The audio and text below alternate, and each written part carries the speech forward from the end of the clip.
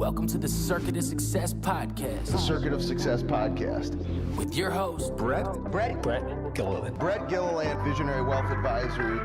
The Circuit of Success Podcast. Let's start the show. Welcome to the Circuit of Success. I'm your host, Brett Gilliland. Today, I've got Lauren Fields with me. Lauren, how you doing? Hi, Brett. Doing well. Thank you so much for having me.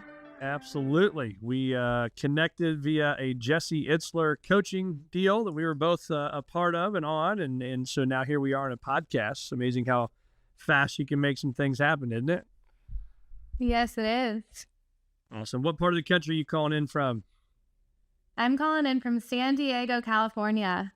Nice. 72 and sunny still there every day? Or I hear it's getting a lot hotter there. Mostly the weather's getting a little moody. We're seeing a lot more rain and clouds, but I'm into it because growing up, I remember every day being 70 and sunny. So it's throwing us for a loop, but I can't complain. Awesome.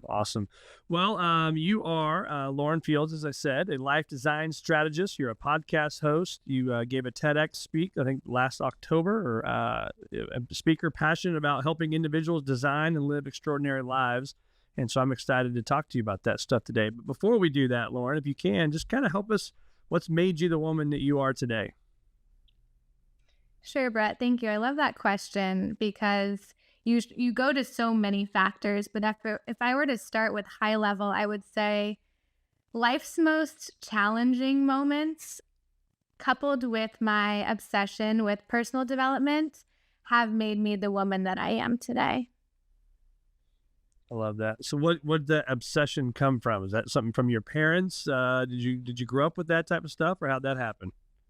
Yeah, so I grew up with a half brother who's 20 years older than I am. And so I grew up essentially as an only child. I was the only kid in the household with my parents. They had me late. They had me at 44. Both worked full time. My mom was in finance. My father was in real estate. And so I was given a long leash as a child, and I developed a great sense of independence as a young girl. And I started riding horses when I was 6 years old. So when I think about resilience and personal development, I look back to starting this sport and the dedication it took to become an athlete and to compete at a really high level as an equestrian.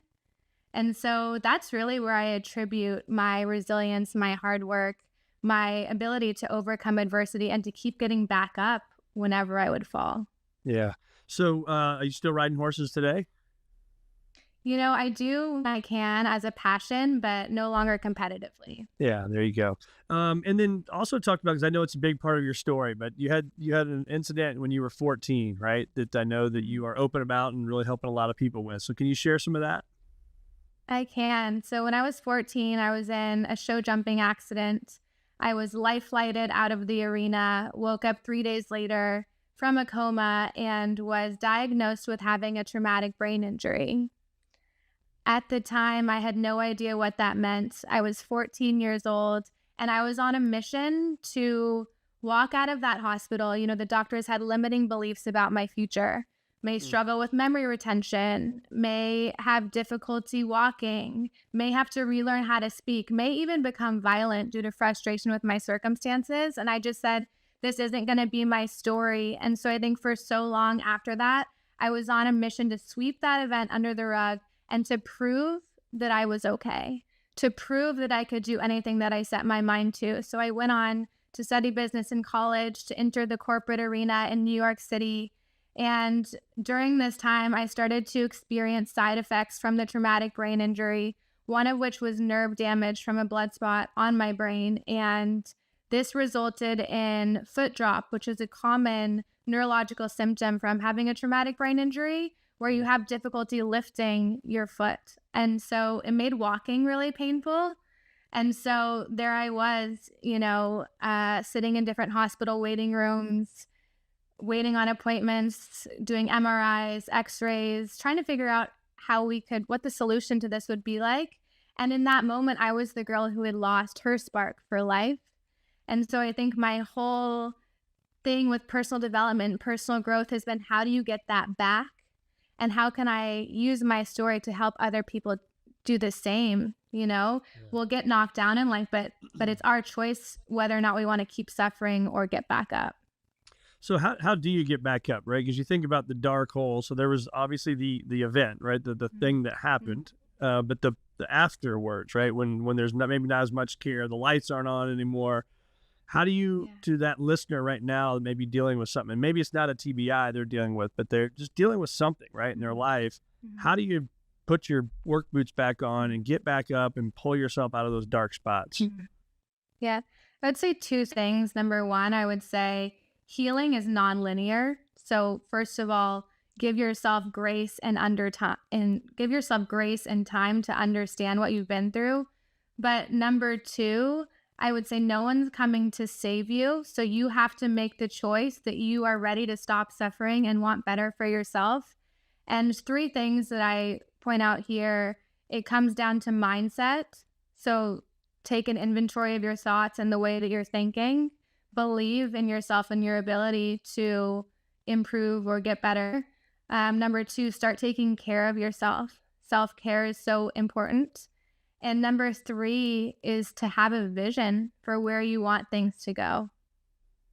I love that. Mindset, self-care, have a vision. So when you say those three things, I'm going to pick out number two, for example, because you hear self-care, but what's that really mean? How do you define that, right? But what does that mean for you? So what's that look like? Is there day-to-day habits, rituals that you're doing, that you personally are doing, but then you're also helping other people with?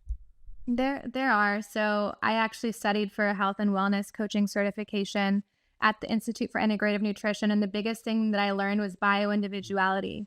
The same thing is not going to work for me as it does for you. And so you really have to find what works best for you.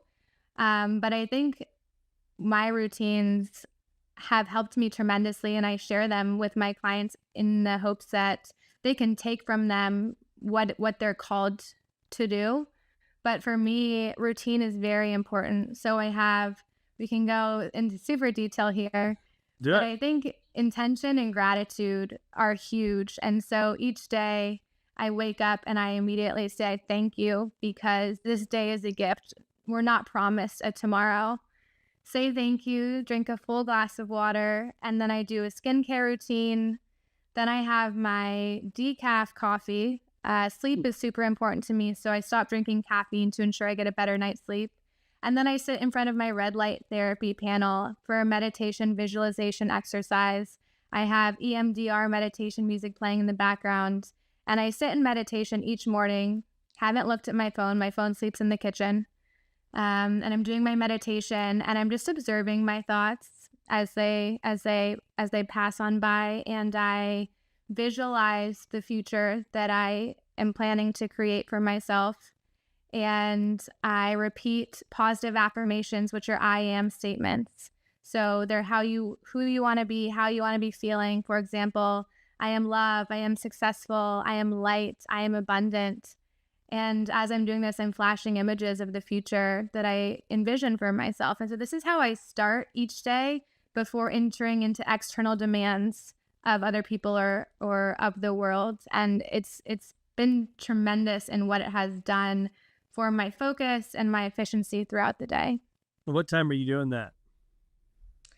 I used to be the one who woke up around 5:30 and would rush out to get a intense, high-intensity workout in first thing in the morning. And I've changed the game a little bit. It was part of I'm studying right now for a master's in psychology. It was part of a behavioral change project where I wanted to instill more mindfulness in my life. And so I set out to implement, greater meditation and gratitude. And so now I let myself sleep in normally to around 6:30, 7 a.m. And then that practice begins. Okay. That's first thing you do right there. So the intention, gratitude. I like the red light with meditation, visualization. And so is it the same statement? Like, do you physically hold a card and read that stuff, or do you have it all memorized now? I have it all memorized. Yeah, that's awesome. When you do something every single day, right? What you become, right, it's not going to be, so you were going to say something? No, I mean, exactly what you're saying, Brett. When you have that vision for yourself and you break it down into actionable steps. So one of my steps is mindfulness, right? And so with this step, as soon as when you break the vision down into actionable steps and you start taking those steps, you're in the process of becoming or achieving whatever it is you want to be or achieve. And so it's doing these little repetitive, consistent actions each day that I think ultimately bring you closer to your goal. Yeah. I think just the boring consistency of doing it, right? I mean, I say that's what I call it all the time, is that boring consistency is just showing up every day, doing it even when you don't want to. So even on the days, maybe it's not in San Diego, but if it's cold and rainy or whatever, and you just don't want to get up, how do you make yourself get up and do it? I think the biggest thing that helps me, and I hope this can be helpful to the listeners as well, is what helps me is looking at my why, and it's reminding yourself, why am I doing this? And what's going to happen tomorrow or the next day if I don't do it? And when I think of the person that I want to become, and I look at my life at the end of this road and I look back, I want to be the woman who was devoted to becoming the best version of herself and who was in the arena doing all the things she felt called to do, and not the one wishing that she had. Yeah. Regret, right? I was talking about regret weighs ounces, discipline weighs ounces, regret weighs tons. Yeah, you don't want to have that stuff. You don't want to wake up one day and be like, I should have done this, or I should have done that. And so, but how do we transform our dreams into reality? I think a lot of people maybe have dreams, but they don't know how to take those steps. So obviously you get your self-care stuff there, but then what's it like from a work day? What's that like for you? Sure. So I think vision and structure are so important here. So you have the vision, you have your dream, write it down.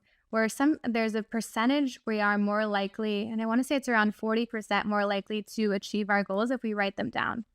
So crystallize that vision or dream on paper, and then break it down into little steps. And then each day, make sure you're doing something that's moving the needle in your business or just towards your goal, whether it's reaching out to a new contact. I know we both follow Jesse Itzler, and one thing that he has said before is we're one meeting, connection, or conversation away from a completely different life. So often we can feel stuck, but it's through just one small action that our life can completely change.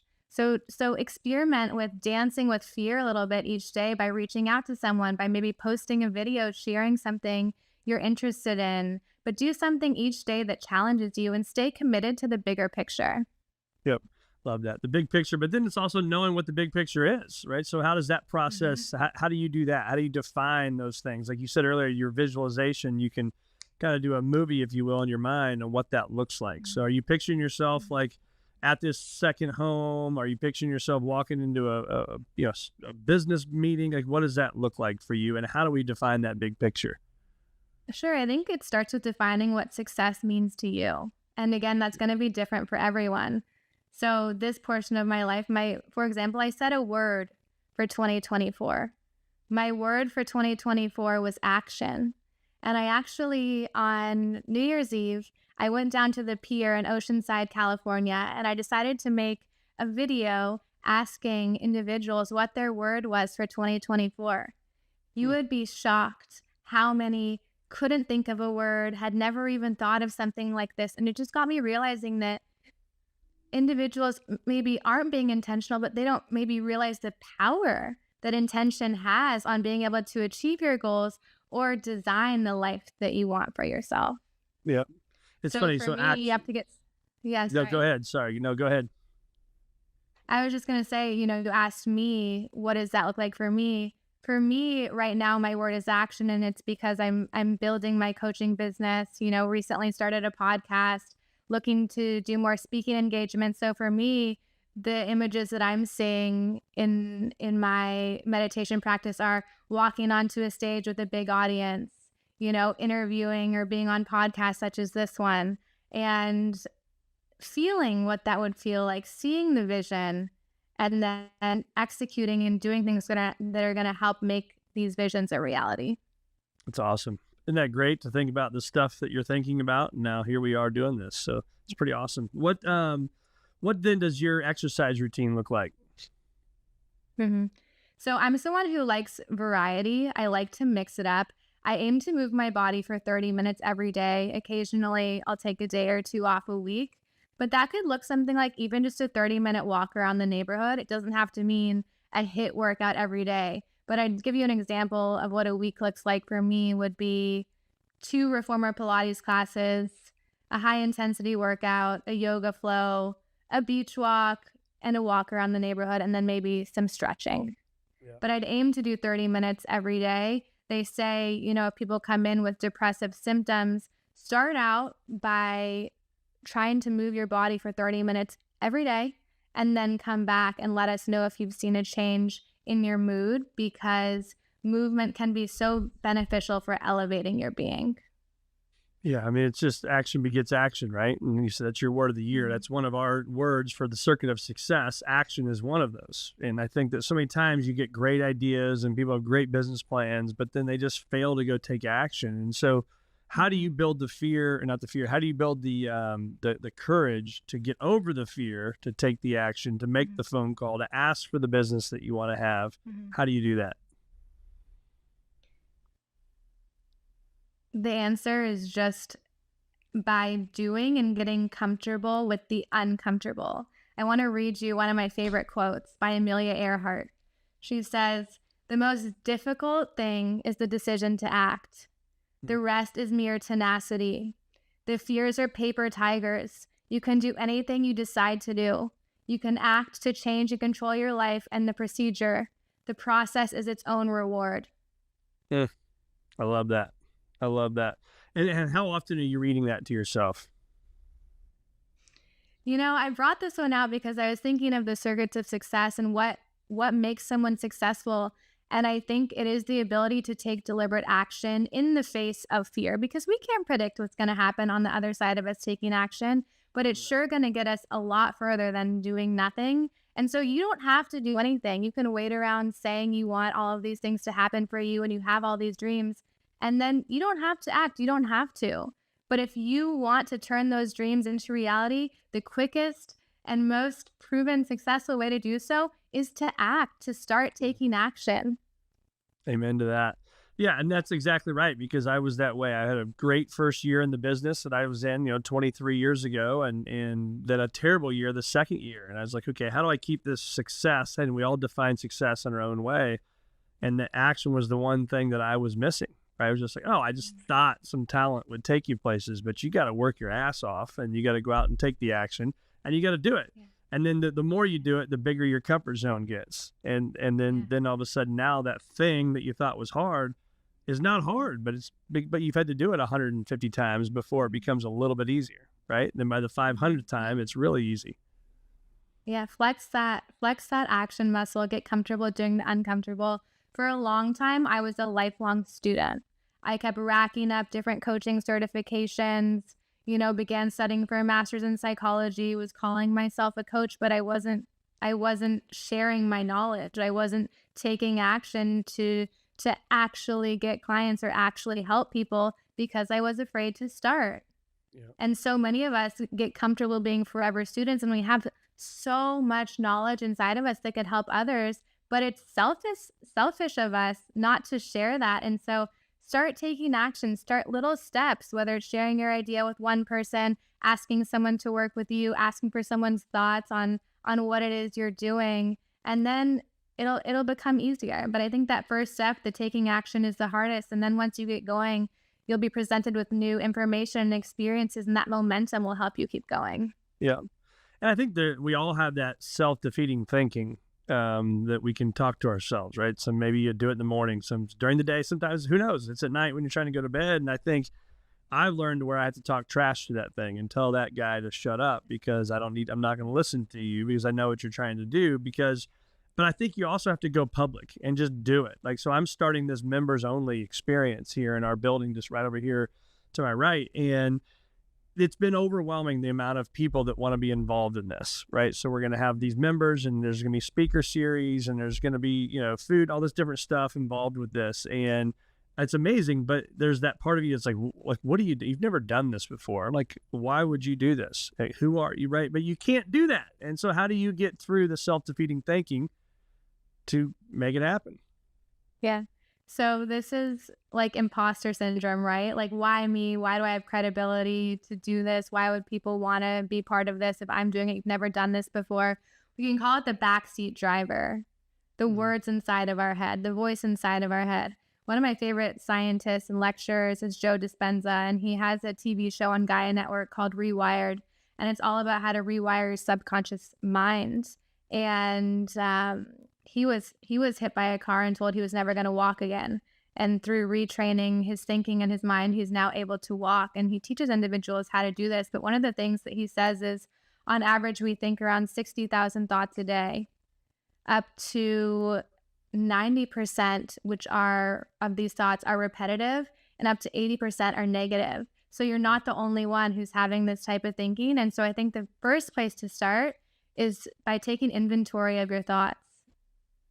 Pay attention to what's going on in your head, and through cognitive restructuring, try to switch some of those negative thoughts into more positive thoughts. So try to write out, what do I want to think instead? Choose again with what thought you want to be thinking. And then I think the positive affirmations are huge. So the I am statements to kind of rewire your mind in the way that you're thinking that's more in line with how you want to be feeling and what you want to be attracting into your life. Yep. Law of attraction, right? We become what we think about. What are some of those other, what I would call habits, the not fun things that you do to build your business that could help others, but you just know it needs to be done, and you've found through your years of experience, this one thing, just pick one of them. This one thing has been the single most important thing for your success is what? It has been networking. I'd say once you have your product or your idea, get in the room with the right people who can help you move the needle. You never know what one conversation will lead to. And if you don't share your idea or your product with others, how do you expect it to grow? So I would say focus on the networking, get in the room. I go to a lot of different events, whether they're podcasting events or networking events, business events, speaking events, just to be meeting like-minded individuals and others who are playing in the same field, and also learn from those, have mentors, learn from individuals who have done what you're trying to do, because they're happy to help, and they explain, whether through autobiographies or through podcast episodes or YouTube videos, how they've gotten to where they are. And if they can do it, you can do it too. Yeah. Shortcut the learning process, right? Mm-hmm. When you think about your vision now, I mean, what are you most excited about? Mm-hmm. I launched my podcast, Fieldswell, 3 weeks ago, and I am so grateful for all of the incredible conversations I have had because of that. And I had the idea around 5 years ago and finally got the courage to act and to do it. Thanks to my word action for 2024. What I'm most excited about is really to grow that and to keep having these inspiring conversations and to connect with individuals that maybe I don't even know about yet, maybe I'm really inspired by, but just to see really where that goes. Yeah. I would just tell you, keep showing up every day, because it's fun and tough all at the same time. And you are my 390th interview today. Wow. So it's been going on for a long time, but it is amazing the people that you meet are sharing and willing to give advice to these strangers listening that they don't even know and probably will never know, right? So just keep it up. It's awesome. It's awesome. How about the fears you've put in your mind? Another question I ask all the time. How many of the fears you've put in your mind have actually blown up to the magnitude you put them in your mind to be? This is an interesting question, and I actually think about it often because it's something I speak on, trying to help people pay attention to the way that they're thinking. I say, whatever you're focused on, whether it's positive or negative, you're using your energy to entertain that idea. And so if you're thinking about something bad, it's almost asking for that to manifest in your life. So I could see certain situations where, say, I was in a negative thought state, that it definitely has influenced relationships or experiences. I can't say that it's manifested as bigger than I would have imagined it, but I would just say to pay attention. If you're thinking negatively, you're almost like putting out this negative energy, asking for whatever that negative thing is you're thinking about to manifest itself. Yeah. Yeah, but rarely do they ever blow up, right? I mean, we put these things out there, and that's the point. And you've had a serious accident, right? And the negative thoughts you could have had, they didn't actually blow up to the magnitude you put them in your mind to be. So When you think about, so I like to ask this question. I pulled up your Instagram here, so I'm going to have you pick a number between 1 and 10. 7. All right. Now between 1 and 3. 3. All right. So this was Why Wellness Matters in 2024. Join my panel at Quantum Leap 2024 this Sunday as I explore this crucial subject for business today. So that was the post that you made, and you made that on January 25th. So talk about Quantum Leap, and obviously you didn't tell me about this, but you were on a panel, looks like with some pretty amazing people. What was cool about that? What'd you learn about that, and what'd you help people learn from you in the audience? Sure. So I met a wonderful individual when I gave my TEDx talk this last October, and his name is Mo Rock. Mo Rock is the CEO of the Los Angeles Tribune, and he's on a mission related to positive news movement and trying to promote more positive news and not to highlight news only on like business or fashion or what have you, but also on personal development. And so he started hosting panels, one of which I was invited to join. And we actually just did a second one this past week. And I think going into that, one of the things I was feeling was fear, because this was new for me to start speaking on panels. I didn't fully know what the questions were going to be. And one thing going on to this is I had memorized all of these different answers of things that I wanted to talk about. Mm-hmm. And I realized soon when I started talking that I was very robotic, because I was speaking from my head and not from my heart. And what's observed there is the ego over faith or love. When you're speaking from ego, you're speaking from your head. And so the biggest advice I could give in any of your work, whether you're trying to share your message with someone or share your idea for your business, is to speak from your heart, because I think that's what facilitates genuine connection. Yeah, that transparency and vulnerability is huge, isn't it? I mean, you got to be able to share, and it's okay to get feedback that you may not like either, which is not always fun. But I think sometimes if you share your dreams, you share your goals, some of those things are going to happen and some of them aren't. And you got to be okay with the ones that don't happen, that you've already gone public with that. And that's okay. But you got to keep trying. You got to keep pushing forward and make things happen. So where do our listeners find more of Lauren Fields? Sure. You can find me on Instagram at my name, Lauren Fields. You can find me on my website, fieldswell.com, or my podcast is the Fieldswell Podcast. Awesome. Well, Lauren, thanks so much for being with me today on the Circuit of Success and sharing your wisdom and knowledge. And it's been great having you. It's a pleasure, Brett. Thank you so much for having me.